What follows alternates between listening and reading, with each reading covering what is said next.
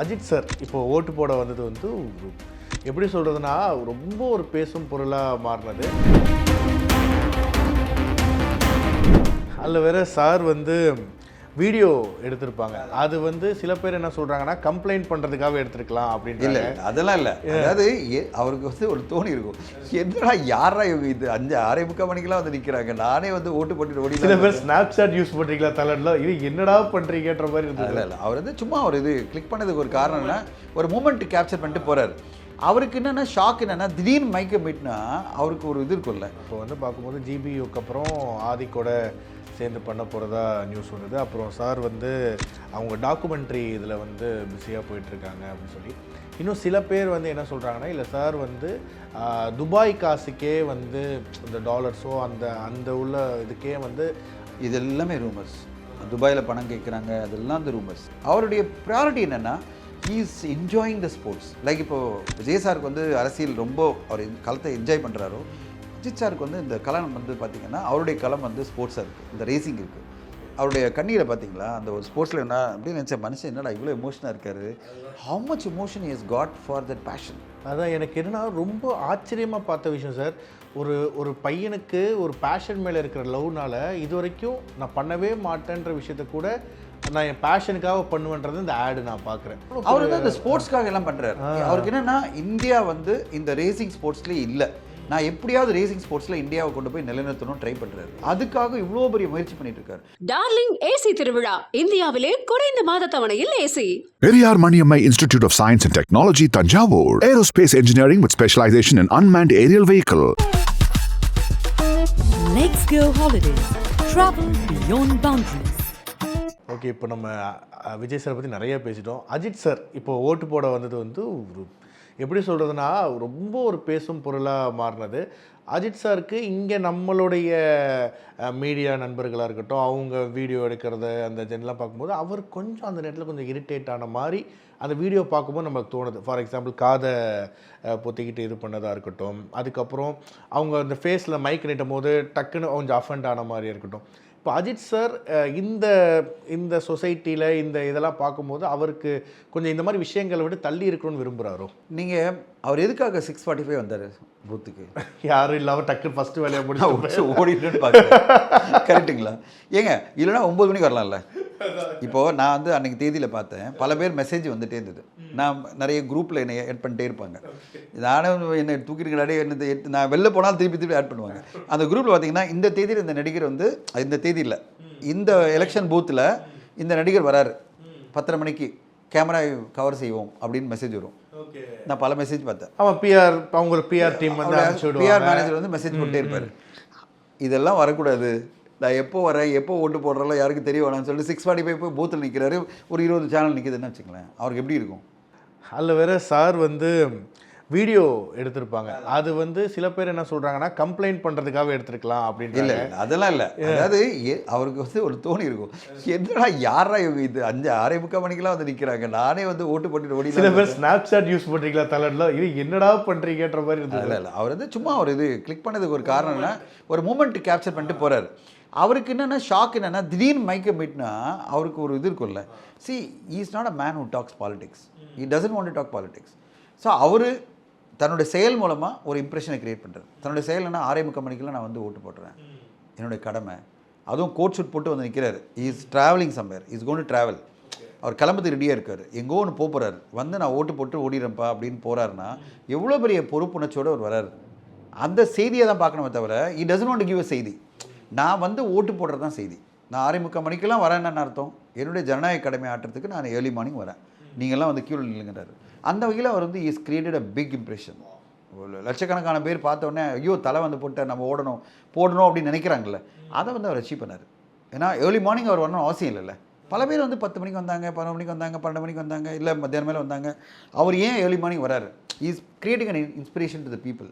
ஒரு இன்ஸ்பைரிங் பர்சனாலிட்டியாக இருக்காருங்க. ஸோ மீதி எல்லாமே கட்டுக்கதைகள் தான். அவர் வந்து திடீர்னு மைக்கு நிட்டோன்னே அப்படி அவர் பயந்து இல்லை, என்னடா இரிட்டேட் இரிட்டேட்டில் அவர் என்னடா அன்எக்ஸ்பெக்டடாக இல்லை அன்எக்ஸ்பெக்டடாக நம்மளை எதை கேட்டுருவாங்களோன்னு ஒரு அச்சம் வரும்ல. ஏன்னா it's a very sensitive time. நீங்கள் எது சொன்னாலும் உங்களுக்கு எதிராக போகும். ஏன்னா இந்த பார்ட்டி அந்த பார்ட்டின்னு அவர் வந்து அந்த ஸ்டாண்ட் எடுக்கிற ஆள் எப்படி கிடையாது. வேணாலும் அதாவது இன்டர்வியூஸ் கொடுக்குறீங்களான்னு கேட்டதுக்கு நோ நீட்னு சொன்னதுக்கு என்னென்னமோ வாட் எவர் இட் இஸ் அவங்க இப்போ ஒரு விஷயம் அவர் வாயிலேருந்து என்ன வார்த்தைகள் வந்தாலுமே அதுக்கு ஏற்ற கேள்விகளை போட்டு அங்கே நிரப்பிடுறாங்க. அதுக்கு இல்லை வாய்ஸ் ஓவரே போடுறாங்க, டப்பிங்கே போடுறாங்க. அவர்கிட்ட கேட்டாங்களா அரசாங்கம் எப்படி இருக்குன்னா நோ நீட் சேஞ்ச் வரணுமா, நோ நீடுன்னு சொன்னார்னு போட்டு அதை ட்ரெண்ட் பண்ணியிருந்தாங்க. அப்புறம் தான் கிளாரிஃபிகேஷன் வந்து அவருடைய மேனேஜர் சுரேஷ் சந்திர சார் போட்டார், சார் அப்படி வாயை திறக்கலைங்க அவர் பட்டு போயிட்டாருங்க அப்படின்னு. அப்போது டப்பிங்கில் வாய்ஸ் போடுறாங்க. அப்போது அவருக்கு ஒரு அச்சம் இருக்குமா இல்லையா? நம்ம வாயை திறந்தாலே போகிறோம், லிப்பே இல்லை, லிப் மூமெண்ட்டே இல்லை, ஆனால் டப்பிங் போட்டாங்க. கேமராலாம் போகும்போது யாரோ ஒருத்தர் கேட்குறாரு மாற்றம் வருமா, நோ நீட் அப்படின்ற வாய்ஸை வந்து எவனோ ஒருத்தர் பேசி டப் பண்ணி போடுறாங்கன்னா அப்போ எவ்வளோ இன்டெலிஜென்ட்டாக இருக்காங்க பாருங்கள். அப்போ அதனால தான் அவர் அவாய்ட் பண்ணுறாரு. இது தேவையே இல்லை, நான் மைக்கு முன்னாடி பேசலை, நீ இன்டர்பிரேட் பண்ணுவேன் வேறு மாதிரி.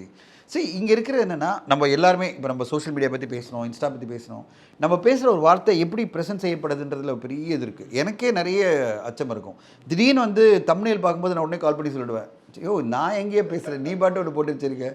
இல்லை சார் அப்படி போட்டால் தான் சார் உள்ளே வருவாங்க. இல்லை நீ பாட்டை போட்டு விட்டுருவேன். இந்த வீடியோக்கு என்னெல்லாம் தம்ப்நெயில் வரும். இல்லை இல்லை அதான் உங்கள் டீமில் என்ன போடுவாங்க.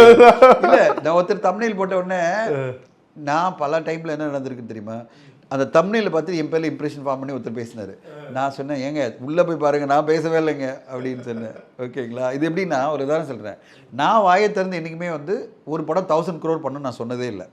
ஆனால் கேள்விக்கு கேட்கும்போது அவர் சொல்கிறாருன்னா வாய்ப்பு இருக்குது, ஒரு தயாரிப்பாளர் சொல்கிறாருன்னா அதுக்கு வாய்ப்பு இருக்கும் அப்படின்னு சொன்னோடனே ஹெட்லைனில் 1000 crore 3 4 ஹெட்லைன் வந்தோடனே தனஞ்சயன் 1000 crore பற்றி தான் பேசினார். நான் சொன்னேன் நீங்கள் வீடியோ எடுத்து பாருங்கள், என்னைக்காவது நான் வந்து இந்த படம் 1000 crore பண்ணுமா நான் சொன்னேன். அதாவது இந்த மாதிரி ப்ரொமோஷன்லாம் பண்ணால் இந்த படம் வந்து இந்த மாதிரி கண்டென்ட்டும் நல்லா இருந்ததுன்னா நார்த் இந்தியாவிலும் ப்ராப்பராக அவங்க பண்ணாங்கன்னா இதெல்லாம் பண்ணுறதுக்கு வாய்ப்பு இருக்குது அப்படின்னு நான் அர்த்தம். I am pudding so many ifs and conditions, ifs and buts. நடக்கலாம் நடக்காம போகலாம், இதெல்லாம் பண்ணால் இதுக்கு வாய்ப்பு இருக்குது. பர்டிகுலராக நார்த் இந்தியாவில் 450 கோடி பண்ணால் இந்த படம் பண்ணோம், இல்லைனா பண்ணுறதுக்கு வாய்ப்பு இல்லை, இவ்வளோ கண்டிஷன் சொல்கிறேன். ஆனால் தமிழில் தான் வருது இந்த படம் 1000 கோடி பண்ணும் தனஞ்சய். இப்போ இதை பார்த்த உடனே மற்றவங்களாம் வந்து காண்டாயிட்டு இவன் எப்படி பேசுகிறான் அப்படின்னு சொல்லிட்டு நான் பல பேர்கிட்ட நம்ம எக்ஸ்பிளைன் பண்ண முடியாது. நான் என்ன சொல்லுவேன், எங்க நான் உள்ளே போய் பாருங்கள், நான் இவ்வளோ இப்ஸ் அண்ட் கண்டிஷனோட தான் பேசிகிட்டு இருக்கேன். ஆனால் அவங்க தம்ப்நெயிலுக்காக ஒரு அட்ராக்ஷனுக்காக அதை பண்ணுறாங்கல்ல, இதுதான் எல்லா மீடியா அவாய்ட் பண்ண நினைக்கிற நடிகர்களுடைய பயம். மீடியா ஏன் அவாய்ட் பண்ணுறாங்கன்னா, நான் ஒன்று சொல்லுவேன், அவங்க ஒன்று தம்ப்நெயில் ஒன்று போடுவாங்க, இன்டர்பிரிட்டேஷன் வேறு மாதிரி ஆகிடும். அப்புறம் எனக்கு தேவையில்லாமல் இதுக்கு பதில் சொல்ல வேண்டியிருக்கும்.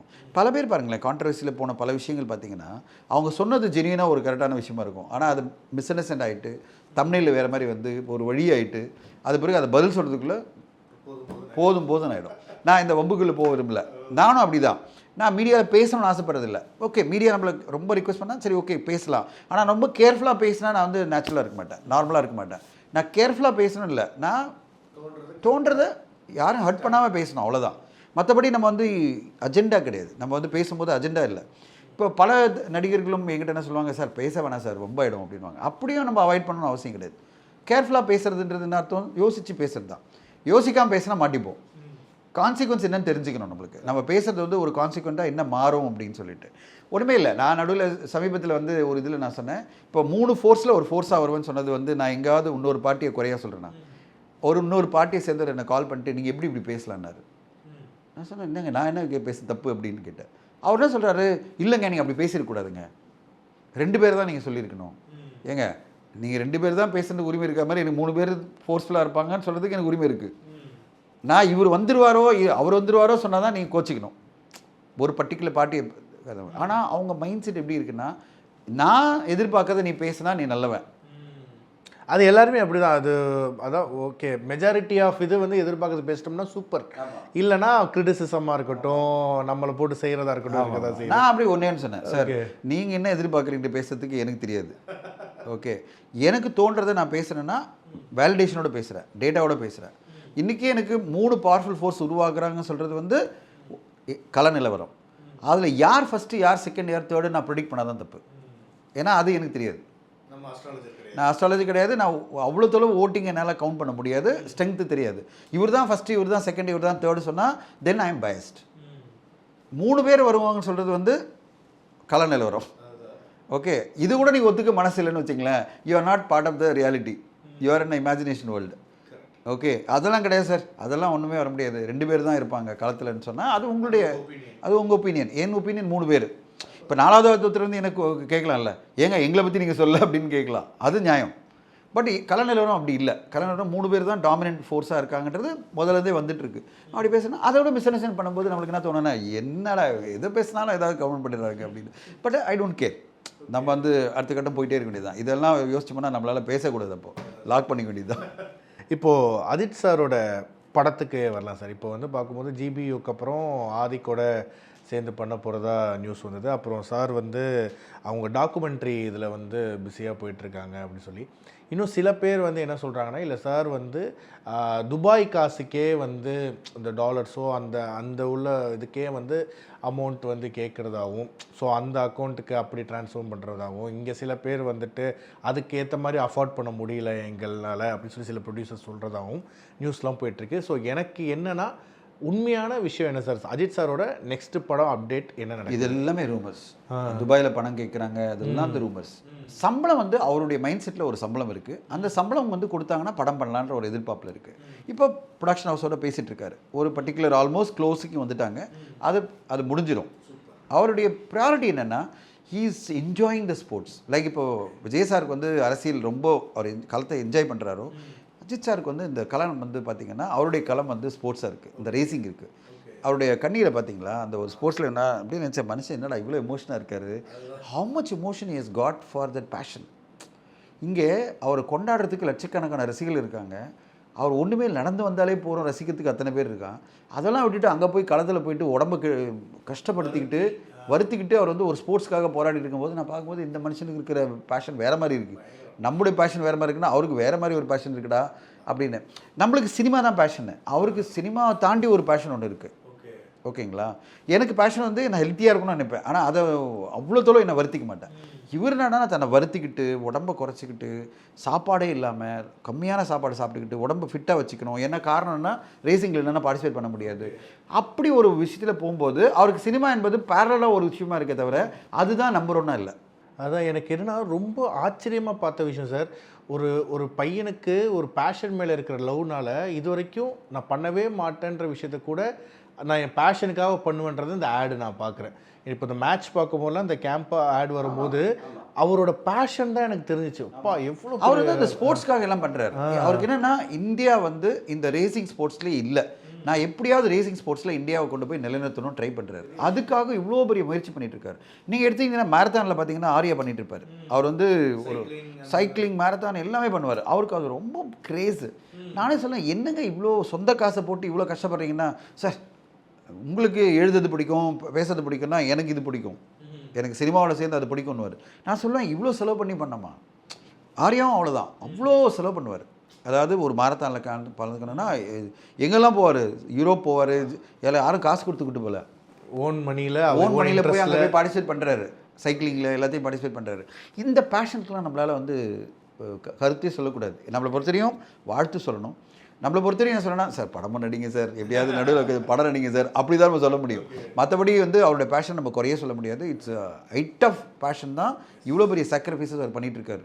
இன்றைக்கி நான் எதுக்காக சொல்லணும்னா, ஒரு 90 நாள் அவர் டேட் கொடுத்தா 100-150 கோடி கொடுக்க மக்கள் ரெடியாக இருக்காங்க. அப்படின்னா ஒரு நாளைக்கு 1 கோடி கொடுக்க ரெடியாக இருக்காங்க அவர் சம்பளமாக.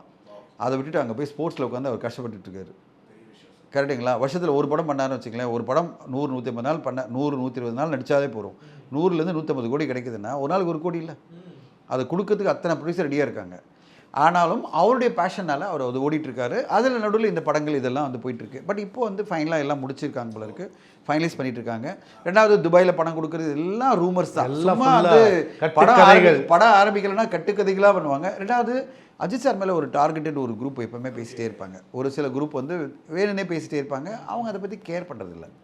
அஜித் சார் வந்து எப்போவுமே அதை பற்றி கேர் பண்ணதே இல்லை. அஜித் சார் வந்து நான் அவருடைய கரியர் பிகினிங்லேருந்து நான் பார்க்குறேன். Is very confident person. எதை பற்றியும் கொலைப்படாமல் தன்னம்பிக்கை அதிகபட்சமாக உச்சபட்சமாக இருக்கிற ஒரு மனிதர் அவர். அவருடைய ஒருத்தர் வந்து நடுவில் சமீபத்தில் ஒருத்தர் பார்த்தேன், நான் வந்து ரொம்ப ஆச்சரியப்பட்டேன். At the same time I respect him. Pradeep Ranganathan. அவர் வந்து கேட்டாங்க, இந்த வெற்றிக்கு யார் காரணம் நினைக்கிறீங்க அப்படின்னா, ஐ மீ அப்படின்னாரு. ஐ மீ மை செல்ஃப் அப்படின்னாரு. நான் அப்படியே பார்த்தேன், நான் செம்ம தைரியண்டா. இல்லை சார் உண்மையிலேயே அதான் அந்த ஒரு இது சொல்லும்போது என்னை நம்பி ப்ரொடியூஸ் பண்ண ஐஸ்வரி கணேசன் தேங்க்யூன்னு சொல்லிட்டு அதுக்கு காரணம் என் ஷார்ட் ஃபிலிம், அதுக்கு ப்ரொடியூசர் நான் தான். என்ன சொன்னார், இது எல்லாத்துக்கும் காரணம் நான் அப்படின்னாரு. அதுதான் அஜித் சார். அவருடைய இந்த பொசிஷனுக்கு காரணம் அவர் தான். வேறு ஒருத்தர் கூட யாருமே அவர்கிட்ட போயிட்டு இவருடைய கரியரில் இவர் உருவாக்குனார், அவர் சப்போர்ட் பண்ணார் நீங்கள் யாருமே சொல்ல முடியாது. அந்த மீ மை செல்ஃப் தான் இப்போ நான் இருக்கிற பொசிஷனுக்கு காரணம். பிரதீப் ரங்கநாதனுக்கு குரு வந்து அவர் அஜித் சார் தான். எனக்கு இன்னொன்று இப்போ பிரதீப் ரங்கநாதன் பற்றி பேசிகிட்டு இருக்கிறதுனால சார், இப்போது பிரதீப் ரங்கநாதன் ஒரு சென்சேஷன் சார். அதாவது 3 படம் தொடர்ந்து 100 crores. இப்போ எல்ஐகே வரும்போது அதில் பாக்ஸ் ஆஃபீஸில் பெரிய ட்ராப்லாம் இல்லை, 100 பண்ணதில் 50 பண்ணியிருக்காங்க, 50க்கு மேலே பண்ணுறாங்க ஒரு ட்ராப். ஸோ இந்த ட்ராப் வந்து அடுத்த படம் அவர் டைரக்ட் பண்ணி பண்ணுறதோ இல்லை அடுத்த தெலுங்கு படம் பண்ணுறதுல ஏதாவது ஒரு அஃபெக்ட் ஆகுமா? அதெல்லாம் இல்லை. அவங்களுக்கு மக்களுக்கு வந்து ஒரு ஜட்மெண்ட் வந்துடுது. சில படங்களை வந்து மக்களே டிசைட் பண்ணிடுவாங்க. இது வந்து டிலே ஆகிடுச்சு, பல பிரச்சனைகள் ஆகிடுச்சுன்னு வச்சிங்களேன், அந்த இதில் போக மாட்டாங்க பேராமீட்டரில். அடுத்த படம் பாருங்கள் பயங்கர ஹைப்பில் போய் நிற்கும். அது நீங்கள் பல நடிகர்கள் படத்தை பார்த்துருப்பீங்க, அவங்க ப்ரீ ஜட்ஜ் பண்ணுவாங்க, இந்த படம் இப்படி தான், இந்த படம் அப்படி தான் அப்படின்னு சொல்லிட்டு ஒரு டவுட்டோடு தான் இந்த படத்தை வந்து நிற்கிறாங்க. ஏன்னா பல ஊடகங்களில் வந்து நெகட்டிவான செய்திகள் வந்துகிட்டே இருக்குன்னு வச்சிங்களேன், எப்படி நீங்கள் பாசிட்டிவிட்டி பில்டப் பண்ண முடியும்? நெகட்டிவிட்டினா டிலே ஆகுதுன்னா படம் வந்து போஸ்ட்போன் ஆகிட்டே இருக்குது, ஒரு தடவை டேட் போடுறாங்க மாத்திராங்க வச்சிங்களேன். அப்போ நீங்கள் வந்து ரொம்ப சிரமத்துக்கு மத்தியிலாம் ஒரு படம் தான், அதுலேயே அந்த படம் வெற்றியாக தான் நான் பார்க்குறேன். இந்த படம் வெளியே வந்ததே வெற்றி. ஆமாம், அதில் வந்து அந்த படம் இவ்வளோ தொழில் கலெக்ஷன் வந்திருக்குன்னா அது பிரதீப் ரங்கநாத் வெற்றியாக தான் நான் பார்க்குறேன். அவருக்காக தானே அந்த ஆடியன்ஸு. இப்போ அது பிறகு அந்த கண்டென்ட் நல்லா தான் இருந்தது, எனக்கு அந்த கண்டென்ட் பிடிச்சிருந்தது. எனக்கு அந்த கண்டென்ட்டில் இருக்கிற அந்த விஎஃப்எக்ஸும் அந்த ஃபியூச்சரிஸ்டிக்கான தாட்டும் ஃபேண்டசி ஐடியாவும் ரொம்ப பிடிச்சிருந்தது. இப்போ என்னென்னா எல்லாருக்கும் பிடிக்கணும்னு அவசியம் இல்லை. சில ஃபேண்டசி சப்ஜெக்ட்லாம் நீங்கள் ஈஸியாக கனெக்ட் ஆக முடியாது. இதே வந்து காமனான ஒரு டிராகன் சப்ஜெக்ட் எல்லாருக்கும் ஈஸியாக கனெக்ட் ஆகிடும். ஒரு யூத் மாதிரி நீங்கள் வந்து ஒரு டிராகன் கொடுக்கும்போது ஆட்டோமேட்டிக்காக மக்கள் ரசிக்கிறான். டியூட் வந்து பல பேருக்கு ஒரு கமெண்ட் இருந்தாலும் பல பேர் போய் ரசிக்கிறான். ஸோ கான்டெம்பரரி கதைகள் கொடுக்கும்போது அது ஈஸியாக கனெக்ட் ஆகிடும். ஸோ அதனால் இதில் பிரதீப் ரங்கநாதனுக்கு 1% எஃபெக்ட் இல்லை. ஓகேங்களா, 1% எஃபெக்ட் கிடையாது. Me myself will still remain me myself will keep on successful, will be always. And in fact Tamil சினிமாவுக்கு கிடைச்ச ஒரு வரப்பிரசாதமாக பார்க்குறேன். இப்போ வந்து வர நடிகர்கள்லாம் ஜெயிச்சு வரும்போது பார்க்கும்போது நம்மளுக்கு அடுத்த 10 முக்கியமான நடிகர்கள் தேவைப்படுது. அதில் அவரும் ஒருத்தர். அதாவது ஃபஸ்ட்டு 10 இருக்காங்கன்னா டாப் 10, அடுத்த ஒரு 10 வேணும் இல்லை, அந்த 10ல் வந்து இவர் வந்து நிற்கும். இப்போ வந்து ஒன்றுமே இல்லை, ஒரு சூர்யா அவர்களோட வெற்றியை பார்க்கும்போது இப்போ வந்து மண்டாடின்ற படத்தை வந்து நெட்ஃப்ளிக்ஸ் வந்து மிகப்பெரிய விலை கொடுத்து வாங்குறாங்க. படத்தினோட வியாபாரம் வந்து ஒரு 60-70 கோடி பண்ண சொல்லும்போது வாவ், நம்ம சூரிய எப்படி பார்த்தோம், இன்றைக்கி சூரிய எங்கே போய் ரீச் ஆகிருக்காரு. அப்போ அவரும் அடுத்த 10ல், இப்போ அடுத்த 10னா இந்த 10 அந்த ரீப்ளேஸ் ஒரு பீரியட் ஆஃப் டைம் அந்த 10 ரிட்டையர் ஆகும்போது இந்த 10 வந்து நிற்கும். இப்போ பார்த்தீங்கன்னா ஆல்ரெடி விஜய் சார் இனிமேல் இல்லைன்ட்டார், சினிமாவில் இல்லைன்ட்டார்.